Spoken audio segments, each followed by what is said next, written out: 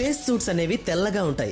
కొన్ని సార్లు అవి ఆరెంజ్ కలర్ లో కూడా ఉంటాయి. స్పేస్ సూట్స్ ఈ రెండు కలర్స్ లోనే ఎందుకు ఉంటాయి అని మీరు ఎప్పుడైనా ఆలోచించారా? అయితే ఈ స్పేస్ సూట్స్ అనేవి ఈ రెండు కలర్స్ లోనే ఉండటానికి ఒక పెద్ద కారణం అయితే ఉంది. వైట్ కలర్ అనేది ఎప్పుడూ కూడా సోలార్ రేడియేషన్ నుంచి కాపాడుతుంది.